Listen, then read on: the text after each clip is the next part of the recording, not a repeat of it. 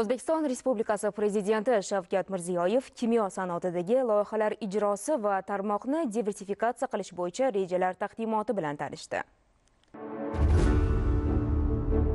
Kimyo sohasi har qanday davlat iqtisodiyotida muhim o'rin egallaydi. Mazkur tarmoq qishloq xo'jaligi, qurilish, to'qimachilik, farmatsevtika va energetika kabi qator sanoat yo'nalishlari uchun asos bo'lib qolmay, yuqori texnologiyali qo'shimcha qiymatga ega mahsulotlar manbai ham hisoblanadi. Boy xomashyo resurslar mavjud bo'lgan va qulay geografik makonda joylashgan O'zbekiston uchun kimyo sanoatini rivojlantirish strategik ustuvor yo'nalish sanaladi va barqaror iqtisodiy o'sishning kuchli harakatlantiruvchi omilidir. Chunki mamlakat tabiiy gaz, fosforit, kaliy tuzlari va boshqa boyliklarning katta zaxiralarga ega. Bu albatta mana shu resurslarni chuqur qayta ishlash va raqobatbardosh kimyoviy mahsulotlar ishlab chiqarish uchun juda muhim. Ekspertlarning fikricha, sohaning izchil rivojlantirilishi nafaqat eksport salohiyatini oshirishga, balki asosiy kimyoviy mahsulotlar importiga qaramlikni kamaytirishga xizmat qiladi. Kimyo sanoatini transformatsiya qilish, zamonaviy texnologiyalarni joriy etish, ishlab chiqarish jarayonlarini raqamlashtirish, ekologik standartlarni oshirishni nazarda tutadi. Bu esa natijadorlikni ta'minlash bilan birga polimer materiallardan tortib farmatsevtik substansiyalar yangi mahsulot ishlab chiqarishni yo'lga qo'yish imkonini beradi.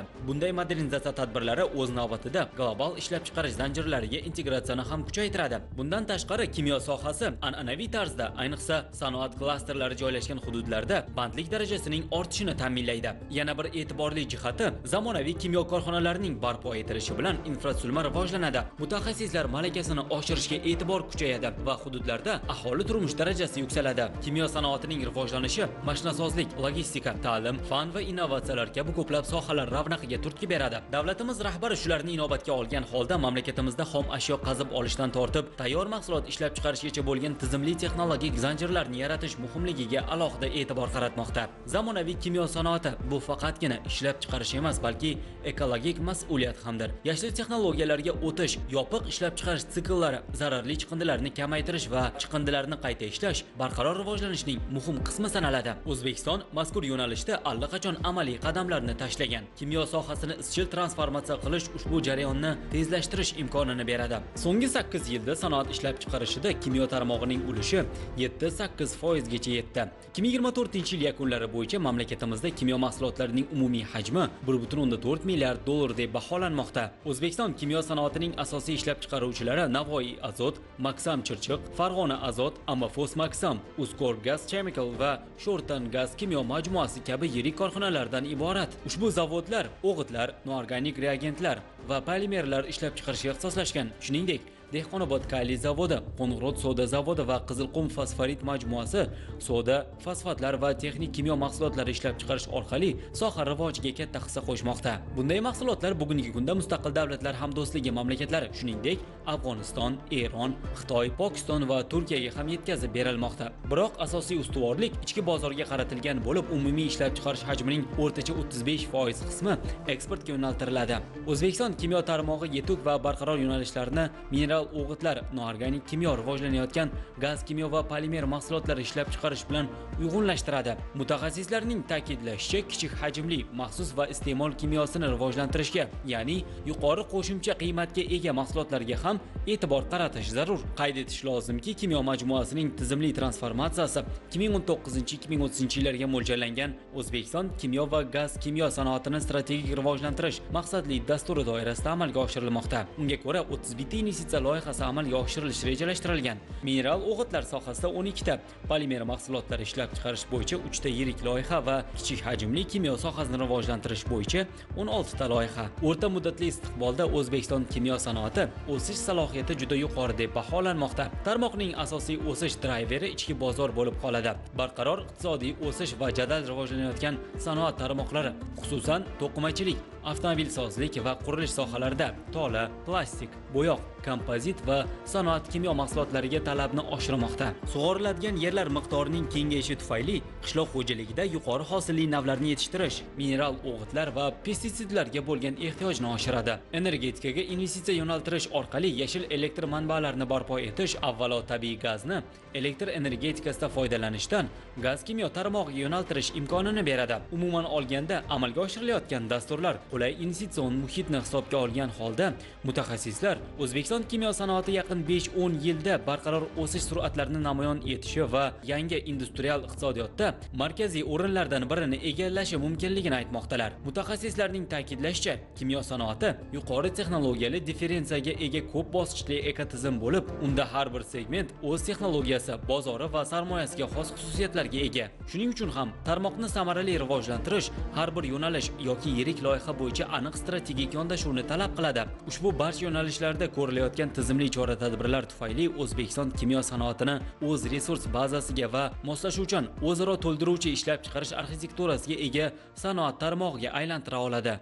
Prezidentimiz Shavkat Mirziyoyev kimyo sanoatidagi loyihalar ijrosi va tarmoqni diversifikatsiya qilish bo'yicha rejalar taqdimoti bilan tanishdi. Islohotlar natijasida tarmoqda bozor tamoyillari joriy etilib, investitsiyalarga keng yo'l ochildi. Ishlab chiqarish zanjirini kengaytirish uchun Navoiy, Farg'ona, Qo'ng'irotda 3 ta kimyoviy klaster, Chirchiq va Jizzaxda 2 ta texnopark tashkil etildi. Qo'qon superfosfat zavodi to'liq modernizatsiya qilindi. So'nggi 5 yilda 23 ta yangi korxona ochilib, 4000 dan ortiq ish o'rni yaratildi. Tarmoqqa xalqaro brendlar kirib keldi. Kichik tonnajli mahsulotlar tayyorlash yo'lga qo'yildi. Bularning samarasida kimyo sanoatida ishlab chiqarish 1,5 barobar o'sdi. Taqdimotda mutasaddilar bu yilgi ishlar va rejalar to'g'risida hisobot berdi. Qayd etilganidek, joriy yil birinchi chorakda tarmoqda 181 million dollarlik investitsiya o'zlashtirilgan, 39 million dollarlik 3 ta loyiha ishga tushirilgan. Endi ikkinchi chorakda 170 million dollarlik xorijiy investitsiyalar o'zlashtirish hisobidan yashil vodorod va tsian tuzlari korxonalarini ishga tushirish rejalashtirilgan. Raqamlashtirish jarayoni davom ettirilib, tarmoqning hamkor sohalar bilan integratsiyasi kengaytiriladi. Kimyo zavodlarining yagona g'aznachilik tizimida qo'shimcha modullar ochiladi. Yagona raqamli platforma yakuniga yetkazilib, korxonalarning 15 ta iqtisodiy ko'rsatkichlari aks ettiriladi. Yana bir muhim vazifa energiya samaradorlik. Energiyani tejash hamda ishlab chiqarish quvvatlaridan foydalanish darajasini oshirish orqali tannarxni kamaytirish zarurligi ta'kidlandi. Sohada hali ishga solinmagan imkoniyatlar ko'pligi ko'rsatib o'tildi. Jadal rivojlanayotgan ichki bozorda mahsulotlarga talab ortyapti.